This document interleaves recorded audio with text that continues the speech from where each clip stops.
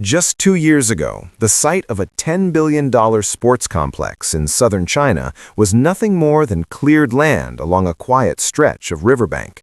No towering steel, no sweeping roof lines, no roar of a crowd. And yet, today, athletes are already competing there.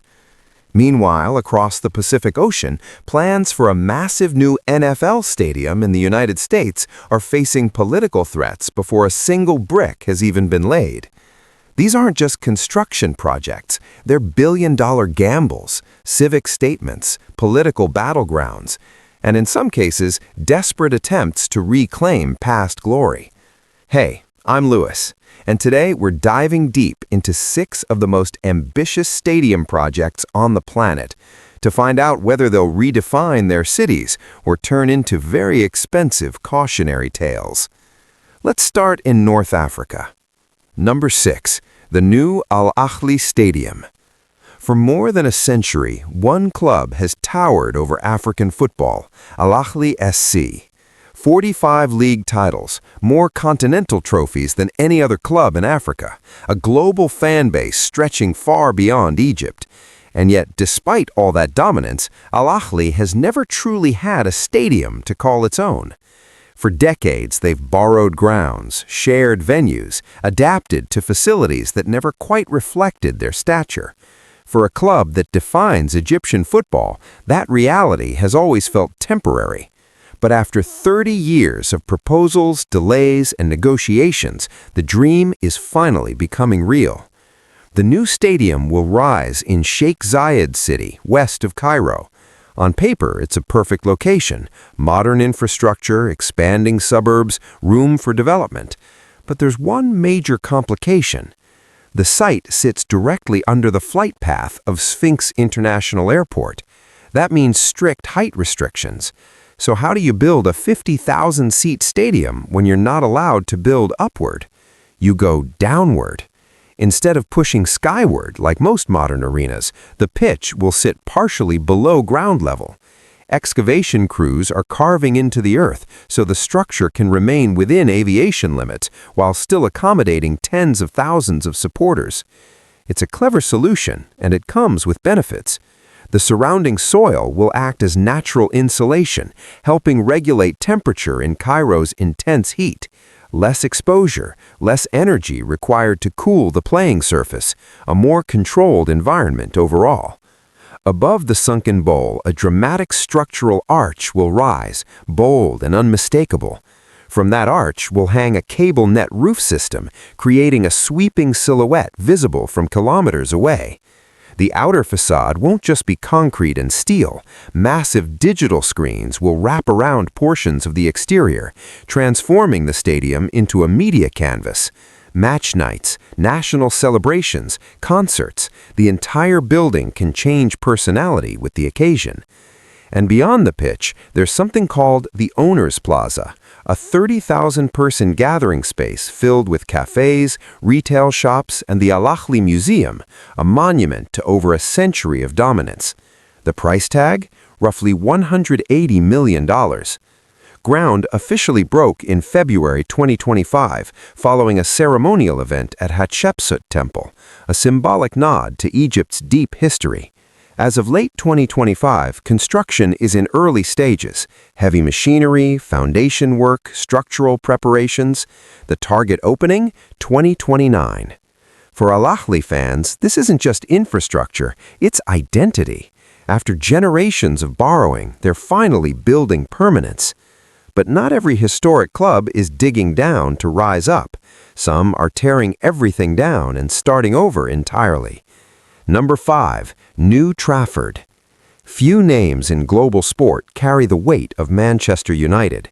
During their golden era under Sir Alex Ferguson, they won 13 Premier League titles in 20 years. Old Trafford became known as the Theatre of Dreams. It hosted World Cup matches, Olympic football, European finals. But time has not been kind to Old Trafford. Leaking roofs, aging infrastructure, outdated facilities, viral videos showing water cascading through the stands during rainstorms. No major renovation in nearly 2 decades. And when England was preparing venues for Euro 2028, Old Trafford didn't even make the shortlist. So instead of renovating, the club is considering something far more radical, a complete replacement. Enter New Trafford, a proposed $2.6 billion stadium designed by the renowned architect Norman Foster. If built as envisioned, it would seat 100,000 spectators, making it the largest stadium in the UK and the second largest in Europe. 3 200-meter masts would rise above the skyline, visible from 40 kilometers away. An enormous umbrella-style roof would shelter not just the stadium, but an entire plaza, twice the size of Trafalgar Square. Developers are describing it as a mini-city of the future: commercial districts, entertainment venues, restaurants, public spaces, all unified under a vast canopy. And the economic promises are enormous. Club projections suggest the project could generate 92,000 jobs, inject over $9 billion into the UK economy, and deliver 17,000 new homes as part of surrounding redevelopment. But here's where things get complicated. Manchester United are reportedly around $1.4 billion in debt. They've laid off hundreds of staff in cost-cutting measures. Player performance on the pitch has declined.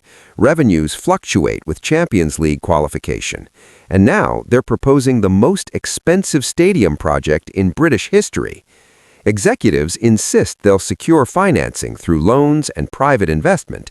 But historically, stadium megaprojects often mean higher ticket prices. Some reports suggest fans could pay thousands just for the right to purchase a season ticket. For supporters who already feel disconnected from ownership, that's a sensitive topic. New Trafford could symbolize rebirth, or it could become a financial anchor in uncertain waters.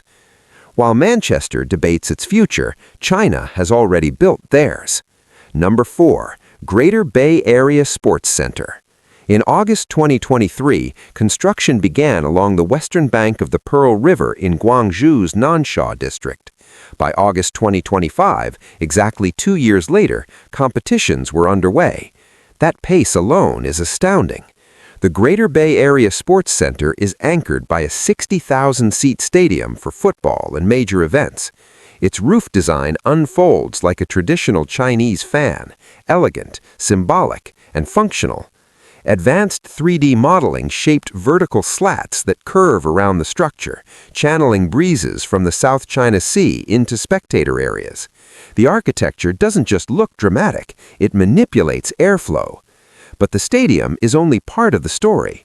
There's also a 20,000-seat indoor arena for basketball and concerts, a 4,000-seat aquatic center with Olympic-standard pools and diving platforms, outdoor training grounds, running tracks, athlete housing. The master plan envisions an entire neighborhood rising around it: residential towers, offices, retail spaces. The complex was designed by Zaha Hadid architects, known for futuristic curves and fluid geometry. China's expertise in prefabrication likely played a major role in the speed. The country has previously built a 57-story skyscraper in just 19 days. Modular components, off-site fabrication, highly coordinated logistics. In 2 years, what was empty land became a multi-venue sports district. But in Washington, speed isn't the challenge. Politics is. Number 3. Washington Commanders' new stadium. Once upon a time, Washington's NFL team dominated the league. 3 Super Bowl victories in the 1980s and early 90s. A home field so loud it physically shook. Then, in 1996, they left RFK Stadium for a new venue in Maryland, and the magic faded. Now, new owner Josh Harris wants to bring the team back to Washington with a $3.7 billion development plan. The centerpiece, a 65,000-seat dome stadium on the exact site of the old RFK Stadium. Around it, 6,000 new homes, hotels, restaurants, mixed-use districts. But the roof design is still under debate. Retractable roofs are expensive. Open-air football is traditional, yet hosting events like the Super Bowl, Final Four, and WrestleMania often require climate control. Parking is another issue. The current stadium offers 22,000 spaces. The proposed site would provide only 8,000, mostly in garages. That's a major shift for a fan base famous for tailgating. And then there's the political wrinkle. President Donald Trump has publicly threatened to block the deal unless the team restores its former name, which was dropped in 2020 due to its offensive nature toward Native Americans. Construction is estimated to begin in 2026, with an opening in 2030. But in Washington, stadium projects aren't just about engineering, they're about negotiation. Number 2. The new AS Roma Stadium. In Rome, history isn't just beneath the surface, it is the surface. For decades, AS Roma have shared the massive Stadio Olimpico with rivals Lazio.